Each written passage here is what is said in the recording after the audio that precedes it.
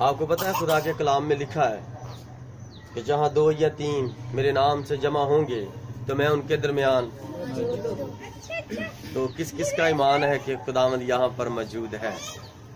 Hallelujah.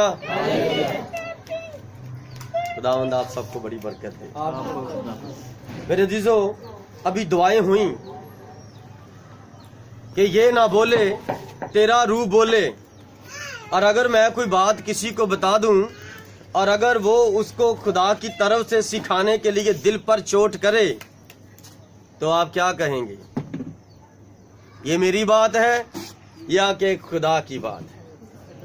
ये क्या है? खुदा ये खुदा का कलाम है। और कलाम मुकद्दस में मसीह यीशु ने फरमाया है, तुम्हारी शरीयत में लिखा है जिसके पास खुदा का कलाम आया उसके पास खुदा आया। खुदा उनको खुदा कहता है जिनके पास उसका कलाम आया। कलाम खुदा है। हालेलुया। आपके पास खुदा का कलाम आया, इसका क्या मतलब है? आपके पास खुदा है, खुदा आ गया है। हालेलुया। कौन सा खुदा? जो फरमा देता है और ये निजाम बन गए हैं। हालेलुया। हालेलुया। हालेलुया। आज उसकी अजीम आवाज छुपे भेदों के अंदर जो है वो आज सुनेंगे। और ये आवाज लुदीकिया के कलीसिया के प्याम्बर नबी रसूल मुबश्शिर चरवाहे उस्ताद आजम के वसीला से, जिसको खुदा ने आसमान से उतरकर इस मुकद्दस कलाम के भेदों को खोलने का फजल बख्शा। हालेलुया। हालेलुया। खुदा मिलता ना आज भी। वो मूसा से मिला था, वो पतरस से मिला था, पलूस से मिला था। इसका मतलब है वो आज भी मिलता है। हालेलुया। हालेलुया। तो जो मैंने बात कही है इसको ज़हन में रखिएगा, ये खुदा के नबी हैं और खुदा उनको मिलता है। आमीन आमीन। और हमारे पास नबियों का वो कलाम है जो बड़ा मोतबर ठहरा। इससे आगे कोई कलाम नहीं है, इसके आगे कोई खुदा नहीं है। ये खुदावंदों का खुदा है। हालेलुया। हम बड़ी आजिज़ी और इनकिसारी के साथ खुदावंद के कलाम में से एक हवाला लेंगे और उस हवाले को हम खड़े होकर सुनेंगे। आमीन। अब मैंने ये क्यों आपको खड़ा किया है? जब जलसे होते हैं, जब जलूस निकलते हैं, जब तकरीर करने वाले आते हैं तो वो तो किसी को कहते भी नहीं खड़े हो जाओ। क्या सारी आवाम खड़ी होती है कि नहीं? सबके सब खड़े हो जाते हैं। जैसे पता चलता है नाज़म आ गया, सारे खड़े हो जाते हैं। कोई कहता है अपनी ताली बजाओ, ताली बजाई जाते हैं। वो खड़े कहते हैं बंद कर दो। इतनी ताली बजती है सियासत में। क्या भाई मैंने ठीक कहा? और अब जब खुदा के कलाम की प्रस्तिश की बात आती है तो जैसा लीडर आपको कहता है आप वैसे करते जाएं, और फिर आप जिस तरह आए हैं उस तरह नहीं जाएंगे। आप बीमार आए हैं शिफा पा के जाएंगे, और अगर निजात याफ्ता नहीं है निजात पा के जाएंगे। जो आपने दिल में मांगा वो आप लेकर जाएंगे। हालेलुया। इसलिए आज वक्त है खुदावंद के जिंदा पाक कलाम में से मुकद्दस कुज़ात की किताब, काजियों की किताब, जज्जों की किताब, हालेलुया, और उसका 11वां बाब और उसकी 29वीं आयत से लेकर 33वीं आयत तक, 31वीं आयत तक पढ़ लेते। हालेलुया। निकाल लिया बेटियों ने?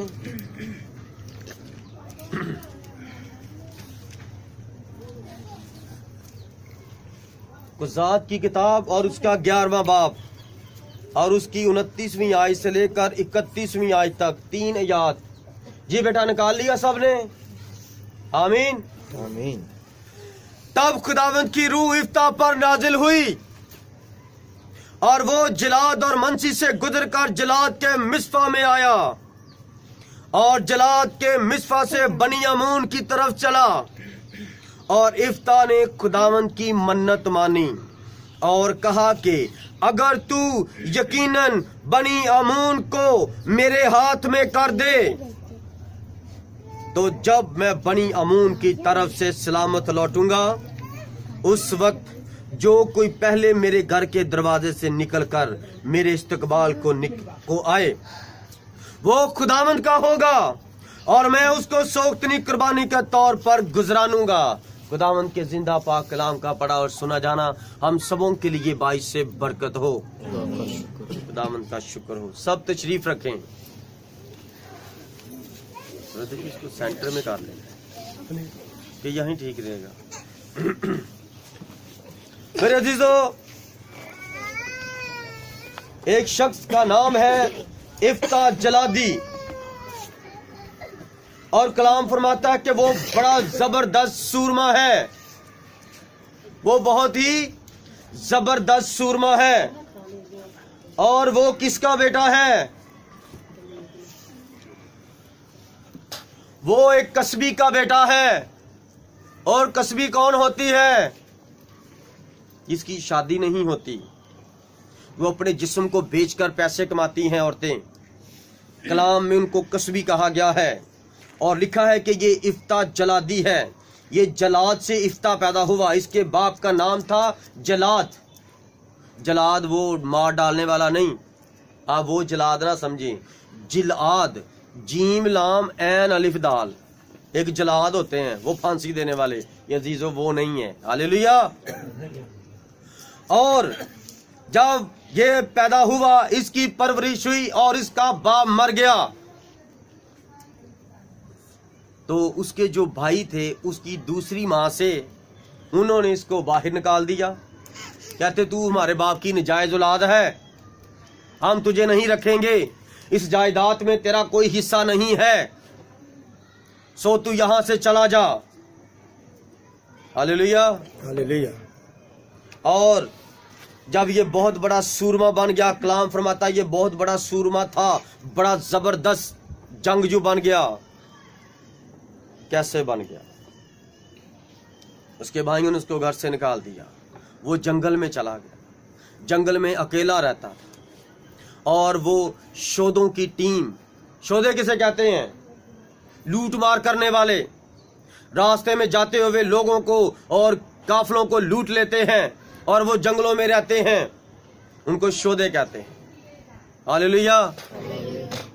और इसी तरह मेरे अजीजों, कलाम क्या फरमाता है?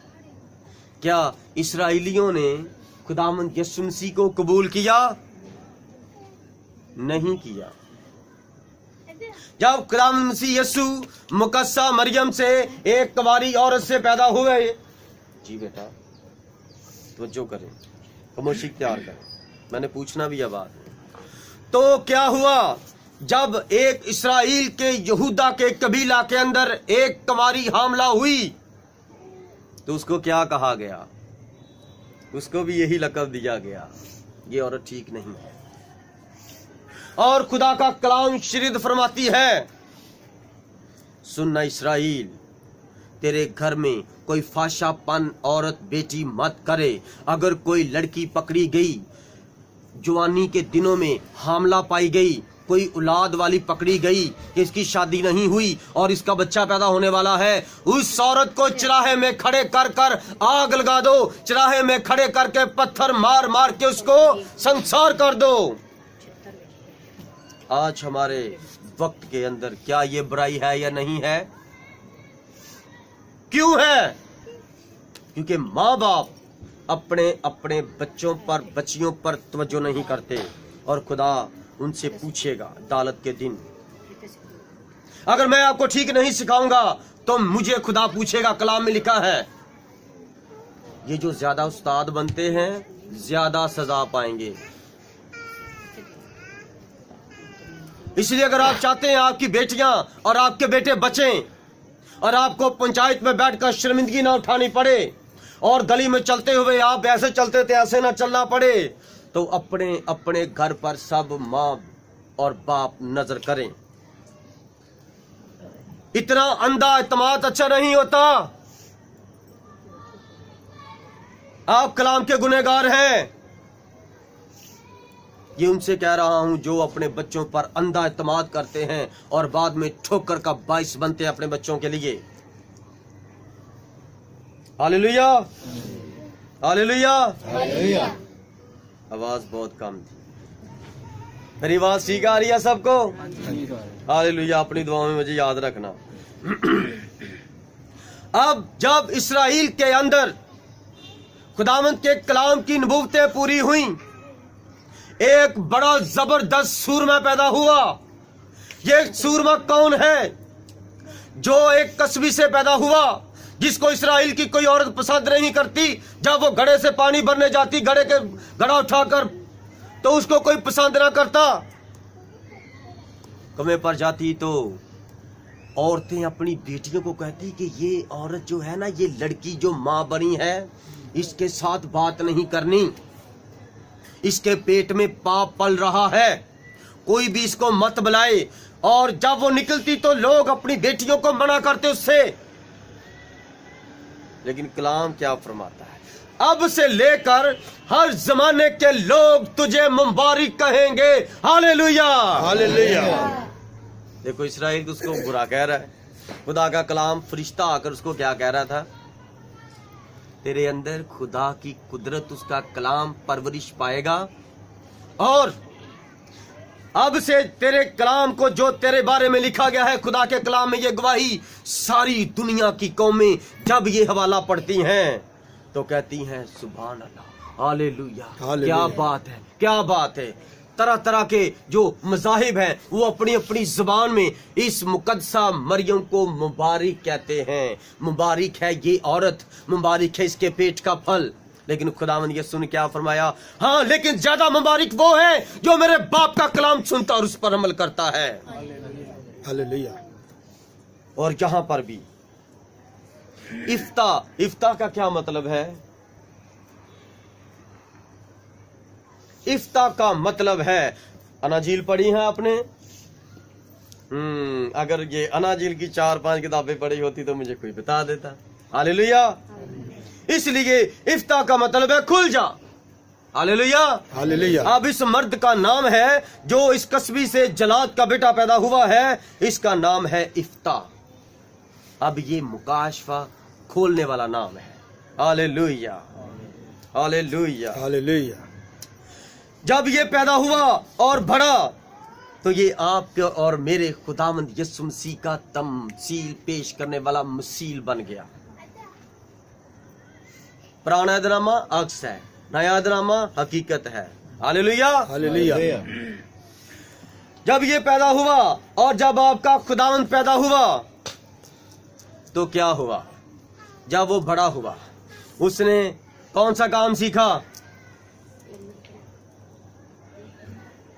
अभी तक ये नहीं पता हमारा खुदावंद काम क्या करता था। और क्रिसमस इनसे पूछ लो कैसे मनाते हैं, ऐ हमारे बाप की दुआ इनसे पूछ लो कैसे रट्टे लगाने हैं, और इनसे सुन लो का कीदा सुन लो कैसे सुनाना है, तरखाना का काम कर। और खुदावंद आपको बरकत दे। और इतना नहीं पता दुनिया का खालिक और मालिक जब इंसान की सूरत में आया था तो वो क्या काम करता था। इस्राएल की तारीख बयान करती है। जी बेटा,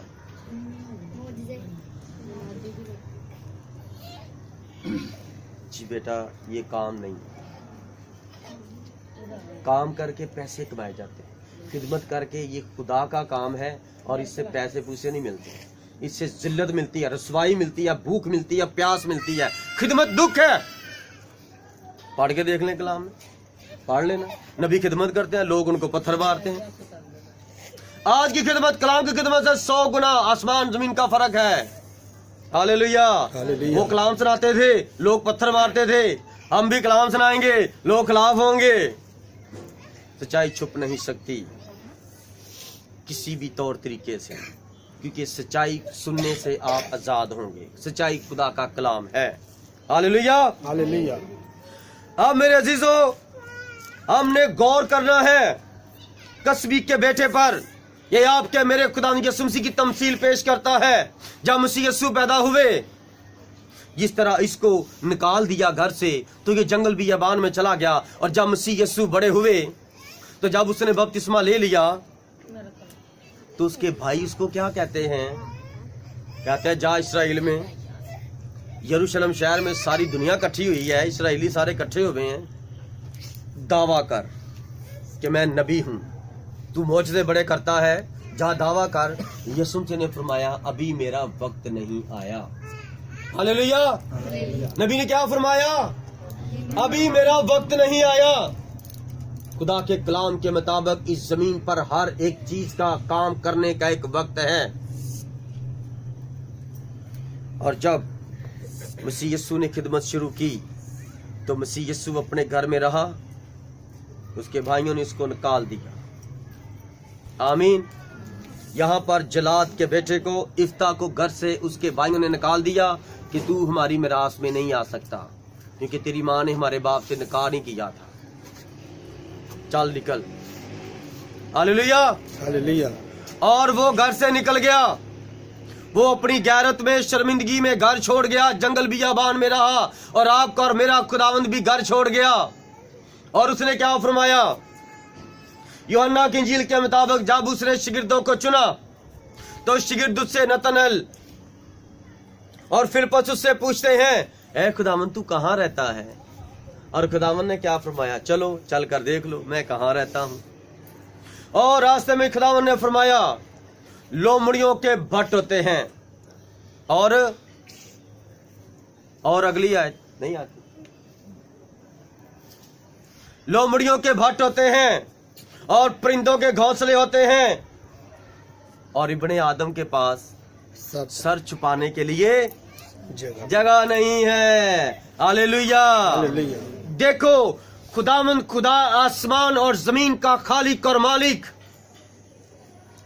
उसके पास सर छुपाने के लिए घर नहीं है, और वो हमें निजात देने के लिए जमीन पर आया है। हालेलुया। खुदा के कलाम में लिखा है कि मर्द अपने बाल मत बढ़ाए।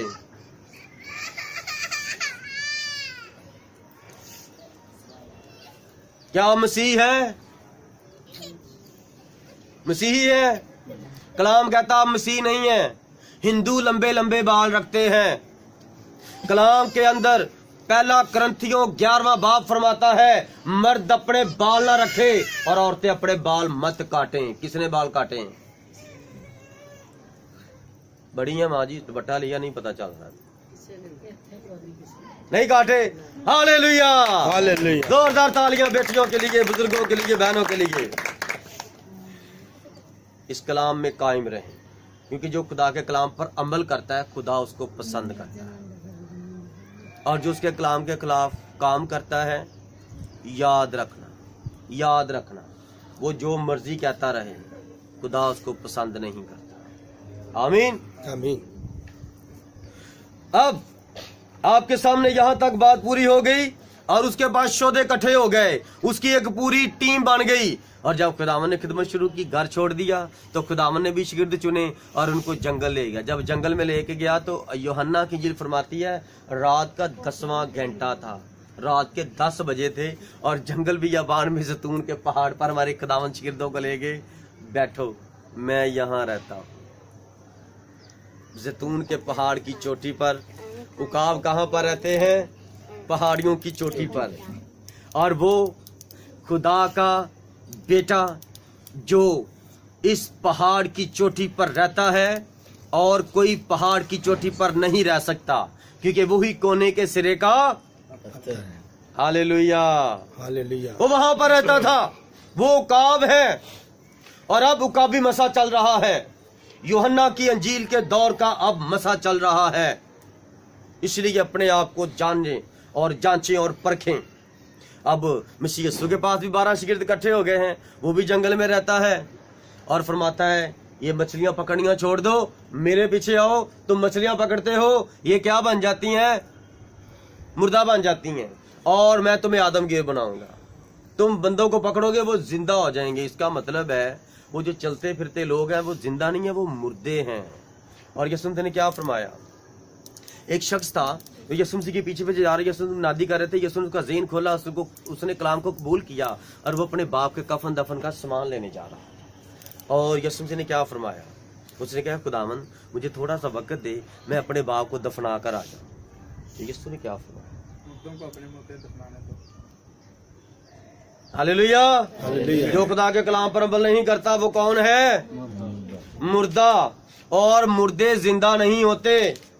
और खुदावन ने मरकर मौत पर फतह पाई, और जो भी यीशु मसीह के नाम से बपतिस्मा लेता है वो भी मरकर जिंदा हो जाता है, और जिंदा जिंदा की आवाज सुनता है, और जब जिंदा जिंदा को आवाज देता है तो वो जिंदा आवाज सुन के जवाब देता है। हालेलुया।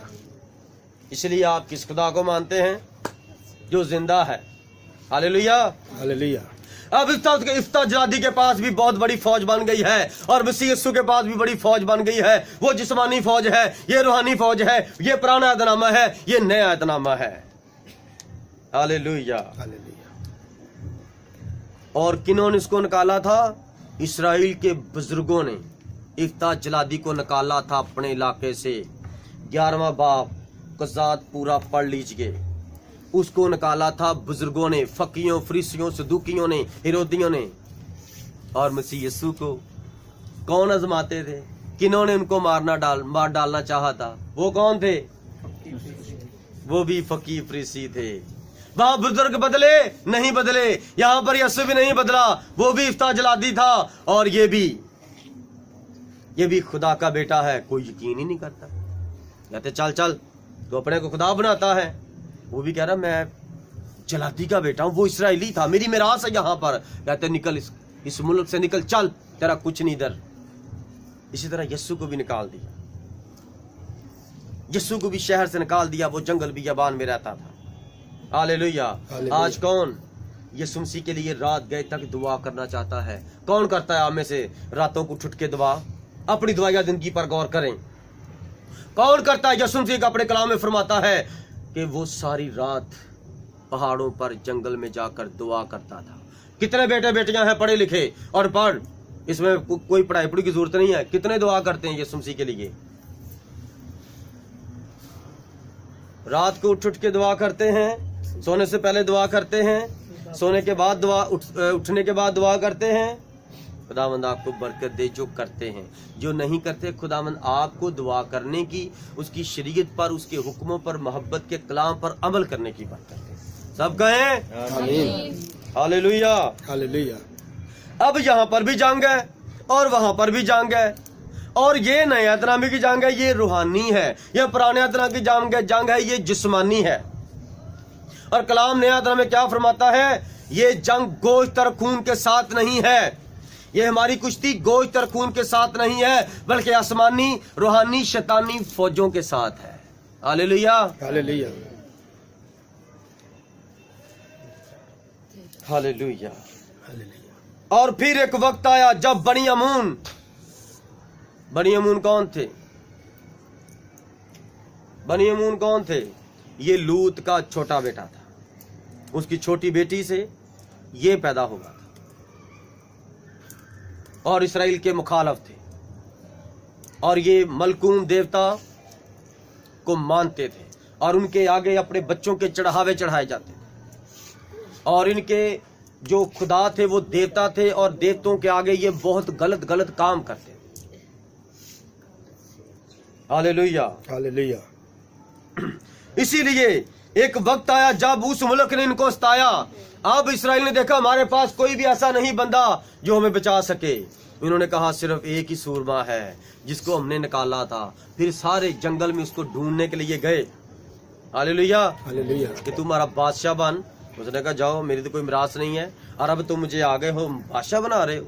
किस लिए? उनसे लड़ने के लिए। जाओ अपनी फौजें बनाओ, इकट्ठी करो, जाके लड़ो। मैं तो शोधा हूँ, मैं तो लूटमार करने वाला हूँ, मेरा तो बाप ही कोई नहीं है, तुम्हारे सबके तो बाप है। जाओ अपने अपने बाप से बातचीत करो और करो अपने काम।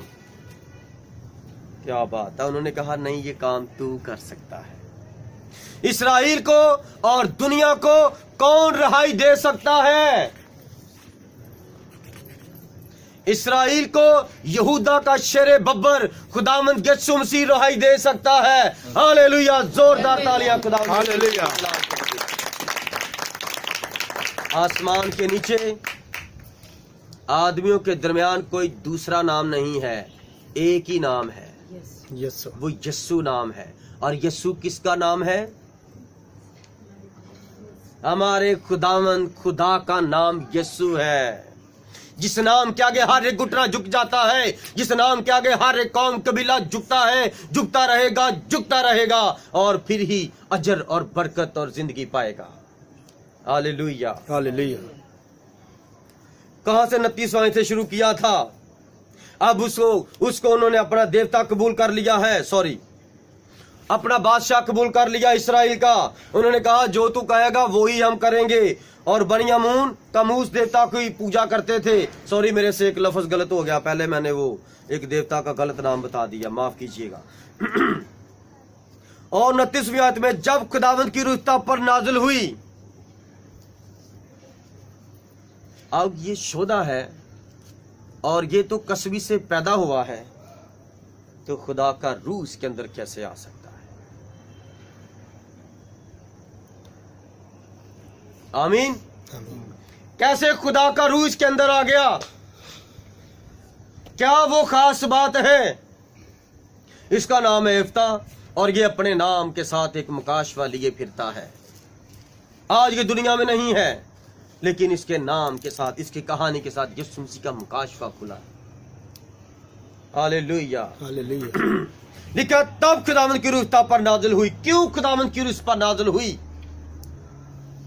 क्योंकि मेरे अजीजों, खुदावंद ने इस बंदे को पहले ही चुना हुआ था अपना ये जलाल, अपना ये काम करने के लिए। और एक और शरीयत की बड़ी खास बात थी जो उसके जिस्म के अंदर पूरी हो चुकी थी। इसका बाप जलादी था और वो इस्राएली था, और इस्राएल को हुक्म है पैदाइश की किताब में, खुदा ने अपने नबी के साथ वादा किया है। कौन सा नबी? इब्राहिम के साथ खुदा ने वादा किया है, ऐ इब्राहिम, मौसम बहार में तेरे घर में बेटा होगा, बेटा होगा। हालेलुया। हालेलुया। और खुदा ने उसको बेटे का वादा किया, और बेटा देने से पहले खुदा ने उसके जिस्म पर एक निशान लगाया। क्या निशान था वो?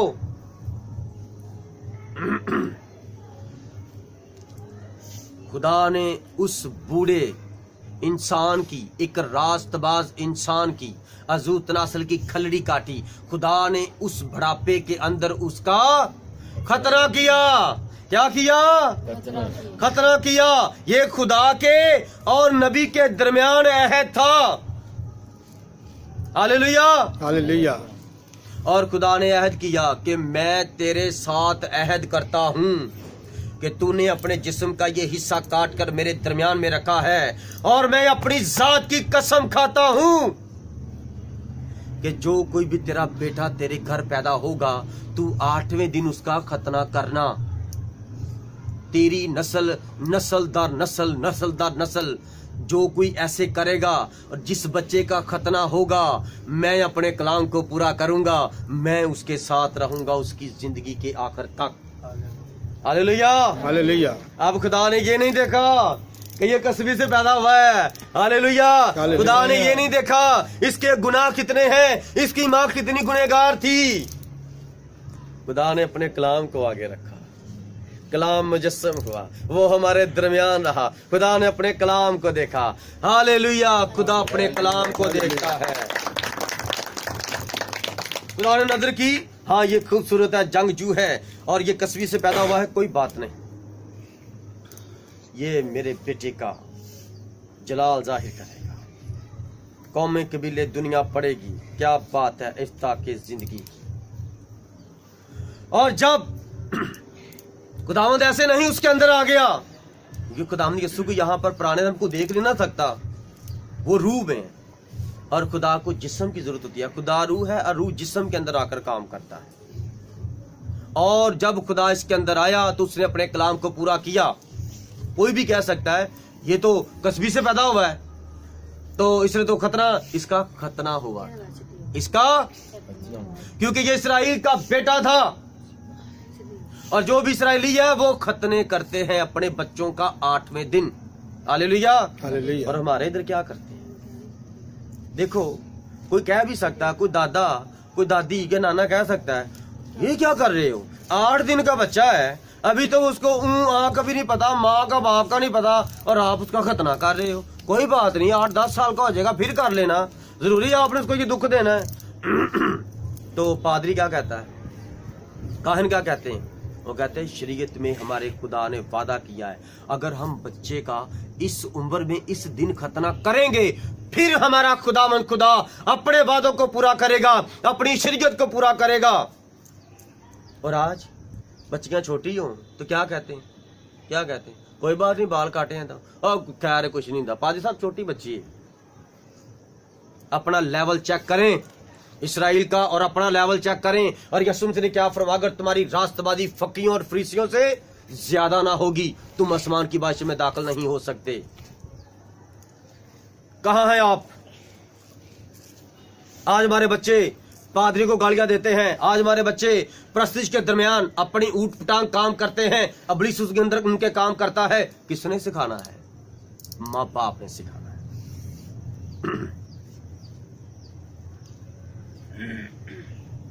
खुदा आपसे बदला लेगा क्योंकि आप खुदा की आने वाली नस्लों को बिगाड़ रहे हैं। हमने इनको बनाना है। जो आप कलाम सुनते उस पर अमल किया करें।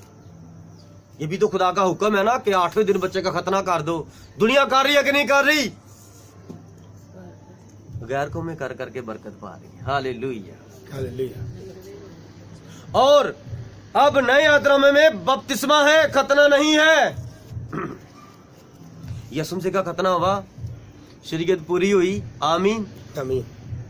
यसुम से अकल में गए, जब शरीयत के तहारत के दिन पूरे हुए और वहां पर नबुवत हो गई, ये तलवार से कत्ल होगा, इसकी जान छिद जाएगी। Hallelujah, hallelujah. और वो हमारे लिए कत्ल हुआ, हमारे लिए कुर्बान हुआ और उसने खुद बपतिस्मा लिया। उसने खुद बपतिस्मा और देने वाला कहता मैं तो तेरा मुताज हूं, मैं तो तेरी जूती का तस्मा खोलने के भी लायक नहीं हूं। देखें आप पढ़ें, नबी खुदावंद को पहचान गया है कि ये वो खुदावंद खुदा है जिसने मुझे जमीन पर भेजा खिदमत के लिए, मैं इसका राह तैयार करूं और ये मुझी से बपतिस्मा ले रहा है। कलाम क्या फरमाता है? यसुम से ने फरमाया जितने नबी मां के पेट से पैदा हुए उन सब से ज्यादा बड़ा यूहन्ना है। उन सब से बड़ा कौन है? यूहन्ना बपतिस्मा देने वाला, यूहन्ना स्तबागी। उन सब नबियों से, उन सब से जो औरतों से नबी पैदा हुए हैं, ये नबियों से बड़ा नबी है। क्यों है ये बड़ा? क्यों है मेरे बेटों बेटियों, क्यों है ये बड़ा नबी? हालेलुया। इफ्ता का नाम आ गया है, मुकाशफे खुल रहे हैं। Hallelujah, hallelujah. उसने उसकी राह तैयार की थी। Hallelujah, hallelujah.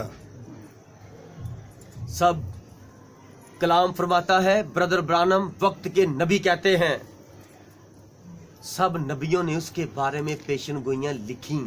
क्या की? लिखी। लिख लिख के लोगों को बताते गए कि खुदा एक जिस्म के अंदर आएगा, ये दुनिया का खालिक और मालिक हमारे जैसा इंसान बन जाएगा। एक वक्त आएगा वो ये आखिरत में ऐसा करेगा। और ये नबी बड़ा सबसे क्यों था? इसने सबकी तवज्जो करवाई। वो देखो खुदा का बर्रा जो जहान का गुनाह उठा ले जाता है, वो जा रहा है। हालेलुया। ये बड़ा क्यों है? दूसरों ने लिखवाया, लिखा, बताया, इसने इशारा करके बताया तुम्हारे दरमियान एक शख्स खड़ा है जो बड़ा जोरावर है, जिसकी जूती का तस्मा खोलने के लायक मैं नहीं हूं। हालेलुया। इसलिए यूहन्ना सबसे बड़ा है जो मां के पेट से नबी पैदा हुए हैं। और अगली बात खुदावंद ने क्या फरमाया? और जो आसमान की बादशाही में सबसे छोटा है वो यूहन्ना बपतिस्मा देने वाले से, वो कौन है? हालेलुया। वो कौन है? हालेलुया। हालेलुया। कौन है वो जो आसमान की बादशाही में छोटा है? वो खुदावंद यीशु मसीह की गैर कौमों में से चुनी हुई दुल्हन है।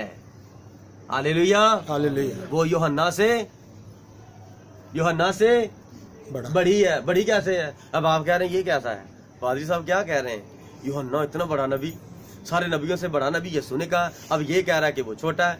यीशु मसीह ने ये फरमाया है कि जितने माँ के पेट से पैदा हुए उन सब से बड़ा यूहन्ना बपतिस्मा देने वाला है, और जो आसमान की बारिश में सबसे छोटा है वो यूहन्ना से बड़ा है। और आसमान की बारिश में सबसे छोटा कौन है? गैर कौमों में से चुनी हुई खुदावंद की दुल्हन, और ये बहुत थोड़े से लोग हैं।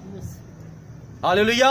यूहन्ना से बड़े हैं वो। कैसे बड़े हैं? क्योंकि पूरे कलाम पर अमल करते हैं। और यूहन्ना का पैगाम यीशु मसीह की राह तैयार करना था, और राह किन के लिए तैयार करना था? दुल्हन के लिए तैयार करना था। दूल्हा आ रहा था दुल्हन को लेने के लिए। ये तो दूल्हे थे, ये तो दूल्हे का राह तैयार कर रहे थे, और गैर कौम में से उसकी दुल्हन है। आमीन आमीन। इसलिए दुल्हन कहां पर बैठती है? वलीमे वाले दिन दुल्हन कहां बैठती है?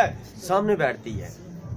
तो बाकी सारे काम करते हैं। इस्राएली उसके कादम है, कलाम के अंदर काम करते नजर आएंगे। आसमान की बादशाही में वो काम करते नजर आएंगे। और दुल्हन कहां पर बैठी होगी? यीशु ने क्या फरमाया था? तुम मेरे साथ मेरे तख्त पर बैठकर, जिस तरह मैं गालब आकर अपने बाप के तख्त पर बैठा, इसी तरह तुम गालब आकर मेरे साथ मेरे तख्त पर बैठोगे और दुनिया का इंसाफ करोगे, हालेलुया। रिश्तों का इंसाफ करोगे। आप बताओ, नबी कहां पर बैठा है? नबी तो सामने काम कर रहा है, और दुल्हन कहां पर बैठी है? तख्त पर बैठी है। क्या ये मेरी बात है? हालेलुया। हालेलुया। कि समझ आ गई? जोरदार तालियां खुदावंद के जलाल की। अब जब मसीह यीशु बपतिस्मा लेकर पानी से बाहर आए, उसका बपतिस्मा हो चुका था और उसका खतना भी हुआ था। अब एक सवाल फिर पूछता हूं, यीशु मसीह ने बपतिस्मा क्यों लिया? यीशु मसीह ने बपतिस्मा क्यों लिया? और कोई?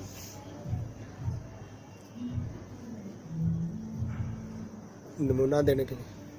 आमीन। यीशु मसीह ने हमें एक नमूना दिया। और यीशु मसीह ने बपतिस्मा क्यों लिया? देखें, खुदा जब कोहे सीना पर उतरता था तो क्या करता था? उस जगह को अपनी मुकद्दस आग से पाक करता था। हालेलुया। हालेलुया। और जब कोहे सीना पर उतरता, खरूज की किताब बेटियों ने पढ़ी है, सब ने सुनी होगी ये बात, तो कोहे सीना किस तरह देखता था? इस तरह वो पहाड़ इस तरह करता था, और उसको खुदा आग लगा देता था, और उसके अंदर जो भी नापाक परिंदे चरिंदे दरिंदे बैठे होते थे, कोई भी इंसान अगर उससे गुजरा होता था तो सब वो नापाकी पाक हो जाती थी, पाक हो जाती थी। खुदा अपनी मर्जी से उसको आग में जलाई जा रहा, हर एक जरासीम खत्म हो गया उसके अंदर से, और फिर वो पाक होगी जगह, और फिर खुदा उसके ऊपर आकर तशरीफ फरमाता है, अपना तख्त लगाता है। हालेलुया। हालेलुया। हालेलुया। इसलिए आज जो गुनहगार लोग हैं, भाग भाग के चर्च में आ जाते हैं, सिगरेट पीते रहते हैं, बूटी पीते रहते हैं, शराब पीते रहते हैं, भाग भाग के चर्चों में जाते हैं, खुदा आपको पसंद नहीं करता, क्योंकि आपका दिल पाक नहीं है। वो पाक जगह पे आता है, पहले पाक करता है। हालेलुया। और जो लड़कियां, जो बहनें, जो औरतें बाल काटती हैं और पैंटें पहनती हैं, खुदा उनको पसंद नहीं करता, क्योंकि खुदा के कलाम में लिखा है, औरत मर्द का लिबास ना पहने और मर्द औरत का लिबास ना पहने। आमीन आमीन। आमीन आमीन। अब माँ ने और बाप ने, ये सब ने अपने अपने घरों में बच्चों को ये तालीम देनी है। और मैं बड़ा शुक्रगुजार हूँ, आज उसकी बेटी की गवाही दे रहा हूँ। आसव टाउन में बहन आस्तर की बेटी है, और वो बहन काला कोला बड़ा लगाती थी, और वो अपने बहन भाइयों में सबसे छोटी थी, और अब वो काला कोला नहीं लगाती, सारे बाल है वाइट, और वो सबसे ज्यादा खूबसूरत लगती है। हालेलुया। हालेलुया। वो हालेलुया। सुर्खी भी नहीं लगाती। हालेलुया। बड़ी खूबसूरती। भाई मैं जहाँ पर जाती हूँ तो मैंने देखा सारी बारात में मेरे जैसा कोई नहीं था। हालेलुया। हालेलुया। क्योंकि खुदा के बेटे बेटियां जहाँ पर जाएंगे तो सबसे अलग ही नजर आएंगे। हालेलुया। अगर आप खुदा के बेटे बेटियां हैं तो फिर आप किसी के साथ मिल नहीं सकते, आपकी सोच नहीं मिलेगी, आपके कपड़े नहीं मिलेंगे, आपको रास्तबाजी के कपड़े पहनने पड़ेंगे, और आपको मोहब्बत के कपड़े पहनने पड़ेंगे, और आपको निजात का खौत पहनना पड़ेगा, और आपके जिस्म पर, रूह पर सिर्फ खुदावंद यीशु मसीह का नाम खुरेदा होना चाहिए। हालेलुया। हालेलुया। जब यीशु मसीह ने बपतिस्मा लिया, और नबी ब्रदर ब्रानम कहते हैं, मैं आपसे सवाल पूछता हूं कि खुदा ने क्यों अपने बेटे का बपतिस्मा करवाया, क्यों उसको पानी से पाक और साफ किया? हालेलुया। हालेलुया। अभी मैंने बताया कि जब कोहे सीना पर खुदा ठहरते, आके रुकते, तो उससे पहले उसको पाक साफ करते। तो खुदा ने अपने जिस्म को, जिस जिस्म के अंदर आके खुदा रहता था, खुदा पाक रूह, तो खुदावंद यीशु ने उस मसीह को भी बपतिस्मा दिया, पानी से पाक किया, उसके बाद उसके अंदर आ गया। हालेलुया। इसी तरह आप भी जब खुदावंद यीशु मसीह के नाम से बपतिस्मा पाएंगे, उसके बाद रूह कुद्दस का बपतिस्मा मिलेगा, खुदावंद यीशु आपके अंदर आ जाएगा। हालेलुया। फिर आपको कोई साई नहीं कहेगा तो आप कहेंगे, ओए कौन है तू? साई कौन है? मुझे क्या पता, मैं तो मसीह हूँ, खुदा का बेटा। जब यीशु ने बपतिस्मा लिया, उसने कभी कहा, हाँ जी आपने कुर्सी ठीक करानी है, हाँ जी फर्नीचर ठीक कराना है, किसी की बेटी की शादी होने वाली है, हाँ मैं बहुत बड़ा कारीगर हूँ, ना तो मेरी दुकान थी, मैं सारा फर्नीचर बना दूंगा। क्या किया उसके बाद? क्या दिन के 12 घंटे नहीं होते? दिन ही दिन में अपने बाप का काम करना है, और मेरा काम ये है कि उसके कलाम को, हालेलुया हालेलुया। आज आप बड़ी बरकत पा रहे हैं जी, मैं बहुत बरकत पा रहा हूं। हालेलुया। और बता रहा था बैन आस्तर की बेटी की गवाही। इन बेटियों में से एक बेटी की तरह वो बेटी है, वो पहले पैंटे पहनती थी, टाइट पहनती थी। मैंने उस घर को ज्वाइन रखा, छोड़ा नहीं। एक बेटी मिली थी, मुझे उस घर से बड़ी ठोकरें लगी, मेरी बड़ी बेइज्जती हुई। कभी उसका बाप, कभी उसके बेटे, कभी कोई ना कोई मेरे साथ बुरा सलूक करता। लेकिन वो मैं जब रुकता तो वो बहन कहती कि मेरे घर को छोड़ना ना पास्टर जी, भाई जी मेरे घर को छोड़ना ना, इन्हें माफ कर दे। मैंने बड़ा सोचना, मैंने बहन की तरफ देखना कि ठीक है बहन, मैं आज के बाद नहीं आऊंगा। तो उसने मेरे के हाथ जोड़ने, भाई मेरा घर ना छोड़ना, मुझे आपसे बड़ी बरकत मिली है और मैं चाहती हूँ कि आप इनके लिए दुआ करें। मैंने कहा ना। और जो मुझे फोन करके बुलाता है, चाहे उसने मुझे कुछ भी कहा हो, मैं जाता हूँ, मैं जानता हूँ कि उसके दिल में खुदा ने डाला मेरे खाते में। हालेलुया। मैं जाता रहा 3 साल हो गए। अब वक्त आ गया है। उसकी बेटी ने कहा, पास्टर जी मुझे ये टाइट्स पहनना अच्छा नहीं लगता, मैं अब सूट बनवा रही हूँ, मैं अब सूट पहना करूंगी, मेरा जिस्म नजर ना आए किसी को। क्योंकि मैंने कहा बेटा, मैंने आपके सामने कलाम रखा था। कहती थी मैंने बपतिस्मा लिया है, मुझे शायरबानी में शामिल क्यों नहीं करते? मैंने कहा बेटा मैं नहीं जानता का बपतिस्मा ठीक है, अगर ठीक होता तो आपके काम ठीक होते। Hallelujah hallelujah. अगर इसराइलियों का खतना ठीक होता, ठीक है, तो खुदावंद उनके साथ है। और अगर बेटा तेरा बपतिस्मा ठीक होता, कलाम के मुताबिक होता, तो पाक रूह तेरे अंदर होता। फिर मैं तुझे बताता तो आप कहती आमीन आमीन हालेलुया, खुदा रहम कर। क्योंकि जब नबी ब्रदर ब्रानम अफ्रीका के अंदर, आपको पता है वो जंगली लोग है ना, जंगल में रहते थे, खुदा ने अपने नबी को अफ्रीका में भेजा। तो वहां पर जब वो डरबन जनूबी अफ्रीका में गए, तो वहां पर 30,000 का मजमा था। कितने हजार का? 30,000 का मजमा था। और नबी कहता मैं कलाम सुना रहा हूँ, सारी औरतें नंगी हैं। वो जंगल में रहते हैं ना, तो उनका ज़हन बंद था, जिस तरह आदम और हवा का ज़हन बंद था ना बाग-ए-अदन के अंदर। अभी भी कुछ इलाके ऐसे हैं, जजीरे हैं, जहाँ पर लोग नंगे रहते हैं। तो वो नंगे थे, खुदा ने अपना कलाम वहां पर भेजा। खुदा सबसे प्यार करता है। और जब नबी कहता मैं ऊपर मैसी के लिए हम बैठे हैं, प्रस्तुति हो रही, दवाएं हो रही हैं, और मेरे सामने जमात के अंदर किसी के बेटा हुआ है, और उसी वक्त इतनी मजबूत औरतें थी, वो बच्चे को पकड़ के साफ सुफ कर, उसी वक्त वो फिर बैठ के कलाम सुन। कितनी मजबूत औरतें हैं वो। हालेलुया। और नबी कहता जब मैंने कलाम सुनाया, दुआ की, तो खुदा का रूह उन पर नाजिल हुआ, और खुदावंद ने उनका ज़हन खोल दिया, और उनको पता चल गया हम नंगी हैं। और वो चीखें मारती हुई भाग गईं। सारी जमात में से औरतें सारी भाग गईं। और क्या करके आई? जल्दी जल्दी जो भी उनके पास वो जिस्म को ढांपने के लिए चीजें थीं, अपने बदन ढांप के तो फिर वापस आई। Hallelujah hallelujah hallelujah. आज हमारी बेटियों को, बेटों को किसने तालीम देनी है? पादरियों ने। तो पादरी तालीम क्यों ठीक नहीं देते? कि ठीक तालीम देंगे, एक घर में 8 लोग हैं चले जाएंगे, एक घर में 10 लोग हैं चले जाएंगे, मेरी दया की मेरे चंदे गए, क्या करेंगे? खुदा का कलाम फरमाता है बहुत दुख उठाएंगे, बहुत ज्यादा अजियत में रहेंगे। और कलाम फरमाता है ऐसे खादम को ना अपने घर में आने दो जो इस कलाम की तालीम नहीं देता, और ना उसके साथ हाथ मिलाओ, वरना आप उसमें शामिल हो जाएंगे। यूहन्ना का 2 खत पढ़ लीजिएगा 11वीं आयत से। और यहां पर देखें, इसीलिए खुदावंद खुदा ने जिस बदन के अंदर आना था उस बदन को पानी से धोया, और उस बदन के अंदर जब वो पाक होकर बाहर आया तो खुदा उसके अंदर आ गया। और आगे लिखा है, और पाक रूह यीशु को जंगल में अबलीस के साथ आजमाने के लिए ले गया। आमीन आमीन। अब यहां पर भी जब येफ्ता जलादी ये दुआ कर रहा था, इसने मन्नत मानी और खुदा ने कबूल किया कि मैं तेरे साथ हूं, खुदा उसके अंदर आ गया। इसलिए खुदावंद का कलाम फरमाता है, क्या तुम नहीं जानते कि तुम खुदा का मकदिस हो? जो खुदा के मकदिस को बर्बाद करेगा, खुदा आप उसे बर्बाद करेगा। खुदा का कलाम मना करता है, आप जिन जिन चीजों से खुदा का कलाम मना करता है आप सब मना हो, लेकिन कोई नहीं होता। Hallelujah hallelujah. और इफ्ता ने खुदावंद की मन्नत मानी। अब उसने मन्नत क्या मानी थी? मेरे घर से जो कोई मेरे इस्तकबाल को निकलेगा, जब मैं फतह करके वापस जाऊंगा तो मेरे घर से जो निकलेगा ना सबसे पहले, तो इस इफ्ता जलादी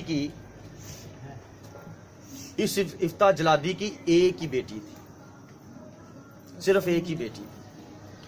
और जब वो बेटी थी उसका ईमान था कि मेरे बाप के साथ खुदा है और इसराइल का मेरे बाप को बादशाह बना दिया खुदा ने, तो मेरा बाप जंग जीत कर आएगा। ये बेटी के अंदर ईमान था। और जब सन्नाटा था, शाम होने वाली थी और घोड़े की थाप उसके पैरों की आवाज से बेटी को पता चल गया कि मेरा बाप इसी तरह आता है, ये उसके घोड़ों के थाप की आवाज है। तो वो तपड़े बजाती हुई उसने तपड़े बजवाने शुरू कर दिए और नाचना शुरू कर दिया, खुशी के साथ अपने बाप का इस्तकबाल कर रही है। और क्या हुआ, बाप ने इसको देखा और जब आया तो उसने उतर के अपने कपड़े फाड़ लिए। हाय मेरी बेटी, जो लोग मुझे दुख देते हैं तू भी उनमें से एक है, तू मुझे दुख दे रही है। मैंने मन्नत मानी थी कि जो मेरे घर से मेरे इस्तकबाल को पहले निकलेगा मैं उसको टोटे टोटे करके सोख्तनी कुर्बानी खुदा के मज़बा पर जला दूंगा। ये थी मन्नत। तो खुदा ने उसे फतह दी। हाँ जी। लेकिन आज चर्च के अंदर क्या है? चर्च कलीसिया को कहते हैं। कलीसिया में क्या है? लोग दुआएं करवाते हैं, खुदावंदा मेरा ये काम कर दे, खुदावंदा मेरी बेटी की शादी सारा इंतजाम कर दे, मैं एक शुक्रगुजारी की बड़ी इबादत करवाऊंगी। पाज साहब दुआ करो तुसी मेरी बेटी की शादी अच्छी तरीके नाल हो, ये सारे इंतजाम अच्छे हो, सारा खुदा इंतजाम करे। खुदा सब कुछ कर देता है, लेकिन बाद में वो शुक्रगुजारी कैसी करवाते हैं? जैसे करवानी वैसे नहीं करवाते। जैसे पहले दुआ में कहते थे ना, वैसे नहीं करवाते। आप सब जानते हैं, मैं 5 देगे दूंगी, बाद में कहते हैं भाई साहब एक देग ठीक रहे। जिस बंदे ने शादी करवाई हो, करवाने वाले को सोने की अंगूठियां बनाते हैं। और पता भी चर्च की लाइट का मसला है, अंदर चीजें खराब हुई हैं, ये चीजें बनने वाली हैं, तो क्या होता है? चर्च में सिर्फ एक दरी देनी या 2500 का एक पंखा देना, ऐसे करते हैं लोग। इससे आगे कोई जाता है, जो इससे आगे जाता है खुदा भी उतनी ही बरकत डालता है। इसने मन्नत मानी थी अपनी बेटी कुर्बान करने की कि जो भी निकलेगा, इसको क्या पता था मेरी बेटी निकल आएगी। उसकी बेटी निकल आई। जब उसकी बेटी निकल आई उसने कपड़े फाड़े और उसकी बेटी ने कहा कि मुझे 2 महीने दे दे, मैं अपनी हमजूलियों के साथ दोस्त सकता खेल लूं, और फिर जो तूने मन्नत मानी है अपने खुदा के हजूर में, जिसने तुझे फतह दी है, तो मेरे बाप तू वो पूरी कर। अब आपसे फिर एक सवाल, क्या उसने अपनी मन्नत जैसी मानी थी वैसी पूरी की? पूरी की? क्या उसने अपनी बेटी को इस तरह टोटे टोटे करके कुर्बानी के ऊपर जलाया, मज़बा के ऊपर जलाया? हाँ जी। पहले ये सुना आपने कलाम? पहले भी सुना ये कलाम? पहले कभी ये मैसेज सुना इफ्ता जलादी के बारे में? तो फिर आप कैसे कह रहे हैं कि हाँ जी उसने मन्नत पूरी की, उसने जला दी? अब देखो भाइयों बहनों बच्चों मेरे अजीजों, क्या खुदा इंसानों को अपने पाक मज़बा पर जलाएगा? जी बहन आप क्या कह रही हैं? क्या आप खुदा के आगे अपनी बेटी को ऐसे कुर्बान करके, अपने बेटे को कुर्बान करके जलाएंगे खुदा के आगे? पहले मेरी बात पर गौर करें। इस कलाम के इस मुकाशे पर गौर करें। मैं क्यों बार बार आपसे सवाल करता हूं? सवाल का मतलब है आप सीखें, गहरे तौर पर इस पर गौर खोज करें, वरना मैं बोल बोल के चला जाऊंगा, आपने बाद में कहना सही थी, किसने कहना समझ नहीं आई। कैसे समझ आएगी? खुदा ज़हन खोलेगा, समझ आएगी। Hallelujah, hallelujah. उस इंसान ने जैसा वादा किया था वो वैसा पूरा किया। वो अपनी बेटी को 2 महीने के बाद इस्राएल के रब्बियों के पास लेकर गया, जो कुर्बानियां धोते थे, जो खाल उतारते थे, जो कुर्बानी को काट के हौज में धोते थे और फिर कुर्बानी को धो के उसके ऊपर रखते थे। तो क्या वो इस्राएलियों की बेटी और वो इस्राएली उसके ताए चाचे सारे लगते होंगे और वो खुदा के खादम है, क्या वो उसकी बेटी को पकड़ के उसका गला काटेंगे? उन्होंने उसके आगे कौन सा कलाम रख दिया? उन्होंने कहा तूने मन्नत मानी थी तो तेरी मन्नत पूरी हो गई, तू इसको यहां दे जा और ये खुदा के काम करेगी, इसकी शादी नहीं होगी। आमीन। क्या आप इसको आमीन करते हो कि नहीं? चलो मैं आपके सामने एक और हवाला रख देता हूं। पैदाइश की किताब और उसका 22वां बाब। पैदाइश की किताब उसका 22वां बाब और उसकी पहली 2 आयत। Hallelujah, hallelujah. इन बातों के बाद यूं हुआ, पैदाइश की किताब 22वां बाब, इन बातों के बाद यूं हुआ कि खुदा ने इब्राहिम को आजमाया। गौर करना सब बाप और मां।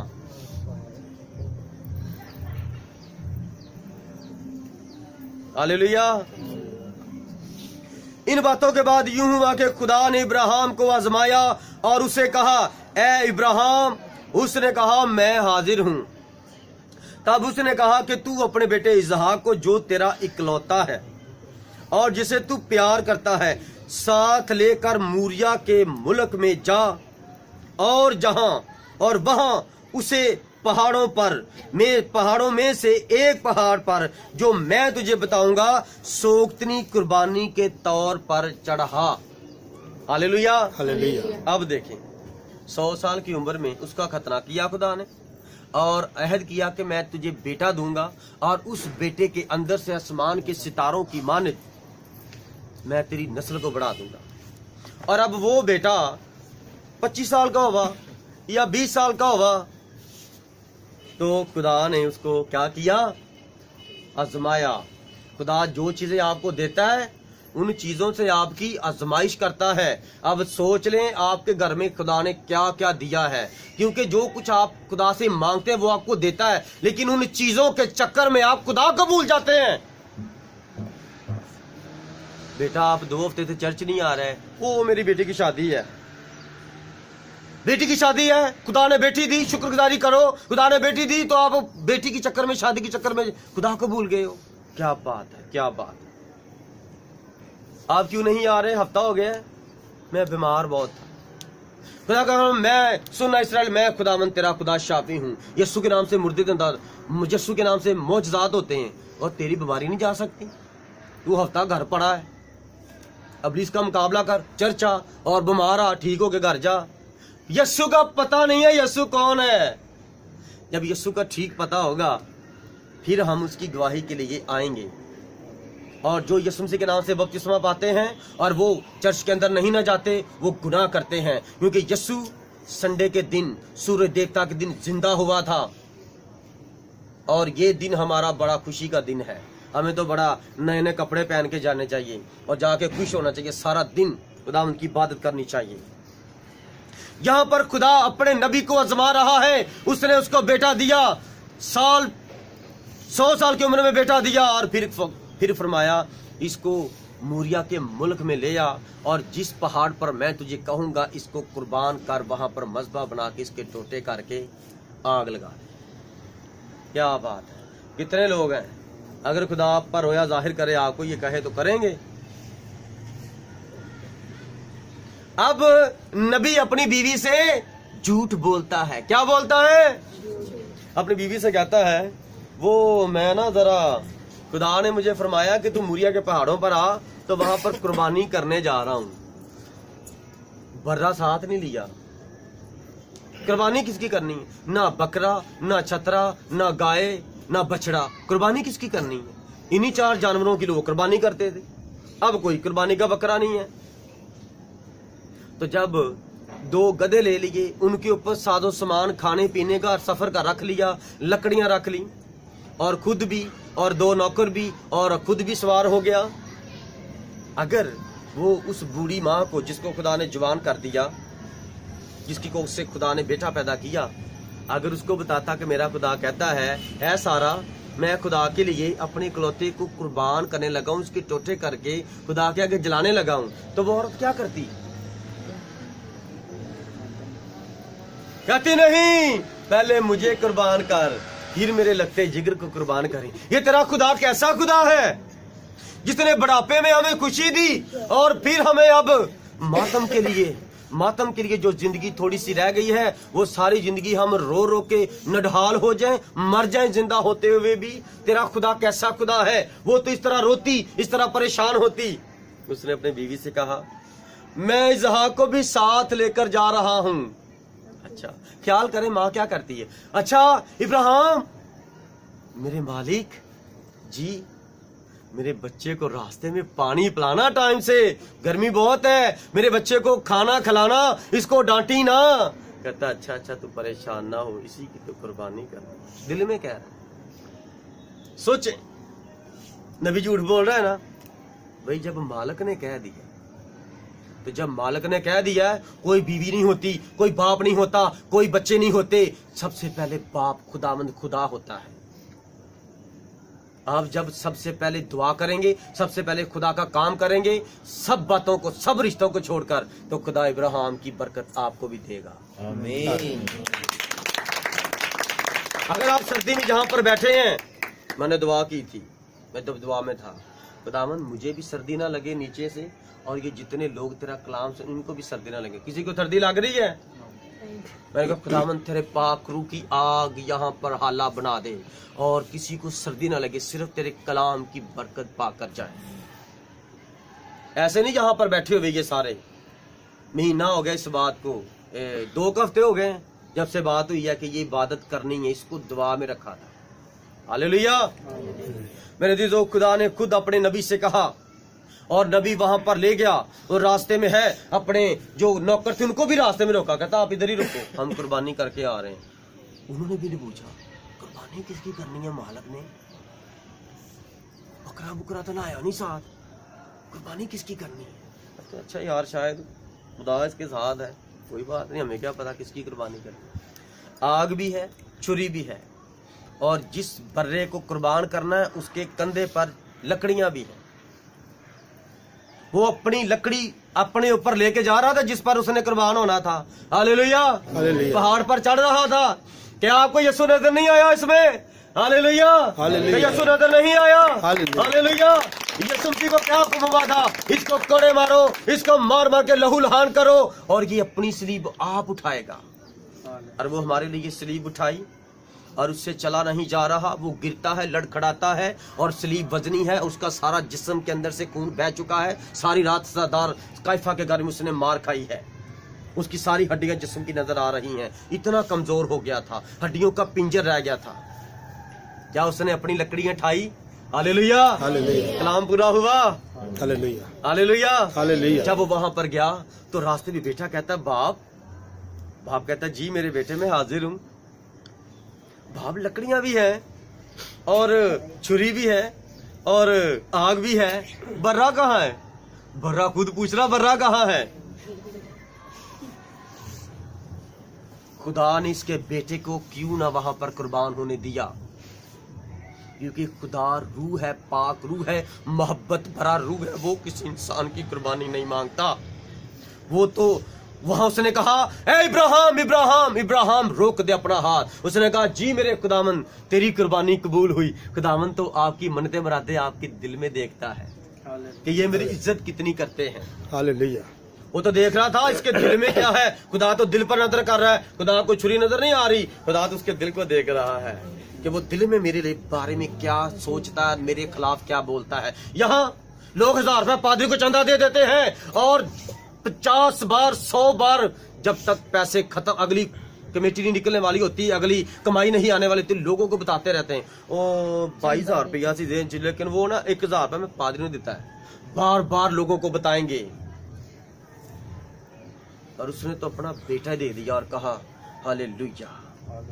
ये वो मकाम है जहां बाइबल में पहली बार इस नबी ने एक लफ्ज इस्तेमाल किया खुदा के लिए, यहोवा यरी। बेटा, मेरे बेटे इसहाक, खुदावंद यीशु यहोवा यरी है, वो अपनी कुर्बानी के लिए आप ही बर्रा मुहैया कर लेगा। और उसने बर्रा मुहैया किया उसने मुहैया। कलाम फरमाता है खुदा ने दुनिया से ऐसी मोहब्बत रखी, इसने अपना इकलौता बेटा बख्श दिया ताकि जो कोई उस पर ईमान लाए हलाक ना हो बल्कि हमेशा की जिंदगी पाए। हालेलुया। उस खुदा के लिए, उसके बर्रे के लिए जो बहुत जल्द अपनी दुनिया लेने के लिए आने वाला है। जोरदार तालियां मारे। हालेलुया। अब बताएं, अब खुदा ने खुद इब्राहिम से कहा कि बेटे के टोटे करके जला। सोख्तनी कुर्बानी का मतलब है किसी भी जानवर को काट के जिबा करके उसके टोटे टोटे बड़े बड़े करके मज़बा के ऊपर रखकर आग लगा देनी है, जैतून का तेल डालकर, मसाले डालकर। आमीन। अब खुदा ने इसके बेटे की कुर्बानी मांगी, जबकि खुदा ने खुद फरमाया अपने बेटे की कुर्बानी कर। अब खुदा अपने कलाम से मुकर क्यों रहा है? क्योंकि खुदा उसके दिल पर नजर कर रहा है। वो जानता था मैं इसको कुर्बान कर दूंगा, आग लगाऊंगा, तो खुदा ने तो मेरे साथ वादा किया है। उसको तो वो वादा याद है कि मैं तेरी नस्ल को आसमान के सितारों की मानद बढ़ाऊंगा। खुदा के कलाम पर वो अमल कर रहा है। आप भी अमल करें। उसने कहा मैं लेने के लिए आऊंगा, आप अपने आप को तैयार करें, वो आएगा। आपको उसका भरोसा ही नहीं है, आप उसे झूठा समझते हो। अगर आप उसे ठीक समझें तो तैयारी करके रखें। दोनों तो तैयार रहती है, मेरा दूल्हा आने वाला, मैं उसके साथ जाऊंगा। हालेलुया। हालेलुया। इसलिए मेरे अजीजों, अगर यहाँ पर इसहाक कुर्बान नहीं हुआ तो यही कलाम रब्बियों ने, शरा के आलमों ने किसके आगे रखा?